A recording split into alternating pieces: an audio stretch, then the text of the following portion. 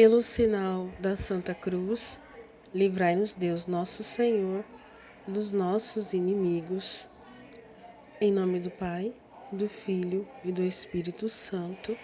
Amém. Evangelho de Lucas, capítulo 23, versículos 1 ao 56. Levantou-se a sessão e conduziram Jesus diante de Pilatos e puseram-se a acusá-lo. Temos encontrado este homem excitando o povo à revolta, proibindo pagar imposto ao imperador e dizendo-se Messias e Rei. Pilatos perguntou-lhe: És tu o Rei dos judeus? Jesus respondeu: Sim. Declarou Pilatos aos príncipes dos sacerdotes e ao povo: Eu não acho neste homem culpa alguma. Mas eles insistiram fortemente. Ele revoluciona o povo, ensinando por toda a Judéia, a começar na Galiléia até aqui. A estas palavras, Pilatos perguntou se ele era galileu. E quando soube que era da jurisdição de Herodes, enviou-o a Herodes, pois justamente naqueles dias se achava em Jerusalém. Herodes alegrou-se muito em ver Jesus, pois de longo tempo desejava vê-lo, por ter ouvido falar dele muitas coisas, e esperava presenciar algum milagre operado por ele. Dirigiu-lhe muitas perguntas, mas Jesus nada respondeu. Ali estavam os príncipes dos sacerdotes e os escribas, acusando-o com violência. Herodes, com a sua guarda, tratou-o com desprezo, escarneceu dele, mandou revesti-lo de uma túnica branca e reenviou-o a Pilatos. Naquele mesmo dia, Pilatos e Herodes fizeram as pazes, pois antes eram inimigos um do outro. Pilatos convocou então os príncipes dos sacerdotes, os magistrados e o povo, e disse-lhes: Apresentaste-me este homem como um agitador do povo, mas, interrogando-o, eu diante de vós não o achei culpado de nenhum dos crimes de que o acusais. Nem tampouco Herodes, pois o devolveu. Portanto, ele nada fez que mereça a morte. Por isso, vou soltá-lo, depois de castigá-lo. Acontecia que, a cada festa da Páscoa, ele era obrigado a soltar-lhes um preso. Todo o povo gritou a uma só voz: A morte com este, e solta-nos Barrabás. Este homem fora lançado ao cárcere devido a uma revolta levantada na cidade por causa de um homicídio. Pilatos, porém, querendo soltar Jesus, falou-lhes de novo. Mas eles vociferavam: Crucifica-o! Crucifica-o! Pela terceira vez, Pilatos ainda interveio. Mas que mal fez ele então? Não achei nele nada que mereça a morte. Irei, portanto, castigá-lo e depois o soltarei.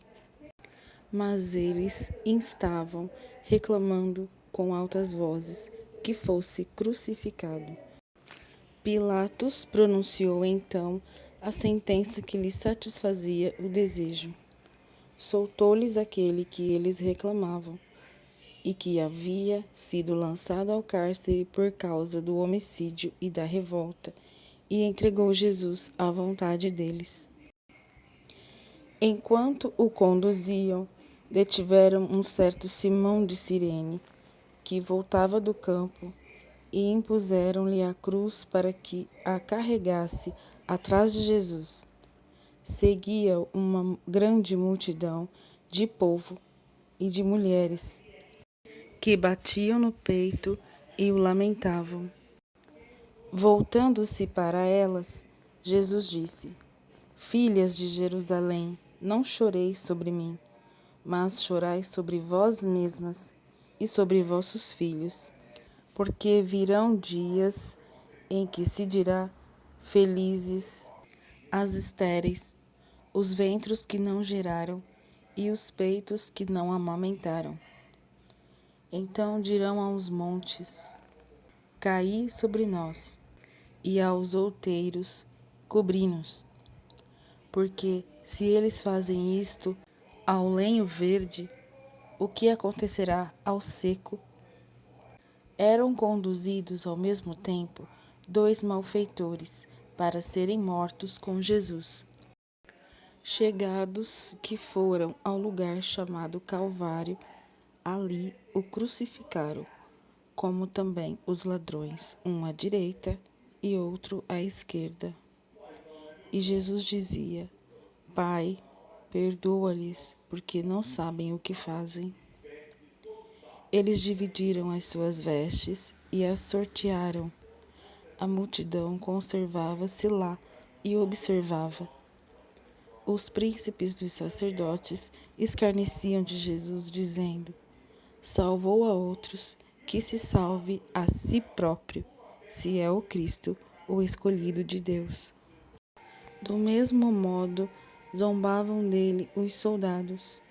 Aproximavam-se dele, ofereciam-lhe vinagre e diziam: se és o rei dos judeus, salva-te a ti mesmo. Por cima de tua cabeça pendia esta inscrição: este é o rei dos judeus.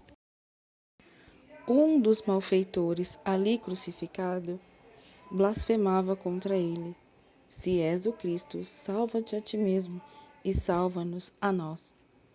Mas o outro o repreendeu: nem sequer temes a Deus, tu que sofres no mesmo suplício? Para nós isto é justo. Recebemos o que mereceram os nossos crimes, mas este homem não fez mal algum. E acrescentou: Jesus, lembra-te de mim quando tiveres entrado no teu reino. Jesus respondeu-lhe: em verdade te digo, hoje estarás comigo no paraíso. Era quase a hora sexta, e em toda a terra houve trevas até a hora nona. Escureceu-se o sol, e o véu do templo rasgou-se pelo meio. Jesus deu então um grande brado e disse: Pai, nas tuas mãos entrego o meu espírito. E dizendo isso, expirou. Vendo o centurião o que acontecia, deu glória a Deus e disse: na verdade, este homem era um justo. E toda a multidão dos que assistiam a este espetáculo e viam o que se passava, voltou batendo no peito. Os amigos de Jesus, como também as mulheres que o tinham seguido desde a Galiléia, conservavam-se a certa distância e observavam essas coisas. Havia um homem por nome José, membro do conselho, homem reto e justo. Ele não havia concordado com a decisão dos outros nem com os atos deles. Originário de Arimateia, cidade da Judéia, esperava ele o reino de Deus. Foi ter com Pilatos e lhe pediu o corpo de Jesus. Ele o desceu da cruz, envolveu-o num pano de linho e colocou-o num sepulcro escavado na rocha, onde ainda ninguém havia sido depositado. Era o dia da preparação e já ia principiar o sábado. As mulheres que tinham vindo com Jesus da Galiléia acompanharam José. Elas viram o túmulo e o modo como o corpo de Jesus ali fora depositado. Elas voltaram e prepararam aromas e bálsamos. No dia de sábado, observaram o preceito do repouso. Palavra da salvação. Glória a vós, Senhor. Jesus foi traído pelo seu próprio apóstolo Judas Iscariotes. Foi preso, julgado e condenado à morte de cruz. Os sacerdotes, os homens da lei, o rei Herodes e o próprio Pilatos tinham medo de Jesus, pois ele ensinava ao povo o verdadeiro sentido da vida, o amor de Deus e a partilha dos bens entre todos igualmente. Os poderosos temiam que o povo se revoltasse com aquela situação injusta e logo tramaram a morte dele. A cruz era a mais terrível de todas e a que mais torturava. Ele sangrou até a última gota do seu sangue precioso por amor ao povo.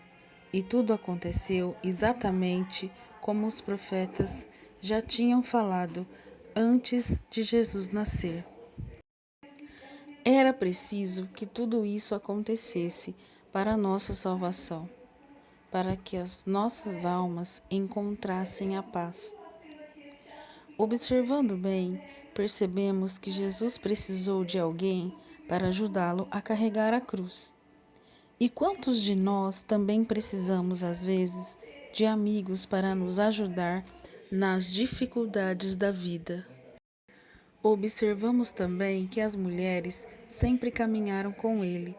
Eram elas as responsáveis pela distribuição de alimentos para o povo e pela arrecadação de dinheiro que depois seria usado para comprar as coisas que precisavam. Aliás, Jesus valorizava muito as mulheres e as viúvas. Ele ensinava que elas deveriam orar pelas gerações futuras, pois chegaria um dia que todos ficariam felizes por não terem filhos. E mais uma vez, observando a nossa situação atual, quantos filhos se perderam e maltrataram seus pais e seus avós? Quantos pais também maltratam e até matam os seus filhos? E quantas pessoas já pensaram em morrer ou matar alguém por causa das decepções? Jesus já falava naquela época tudo o que estamos vivendo hoje. A única coisa que ele pede é para orar e clamar a misericórdia de Deus Pai. O mais importante guardar no coração é: por mais difícil que seja nossa vida e por mais pesada que seja nossa cruz, sempre encontraremos pessoas dispostas a ajudar. E por maior que seja o nosso sofrimento, devemos orar, pedir misericórdia para que também possamos ressuscitar na vida, levantar do sofrimento e seguir em frente. Até o próximo encontro.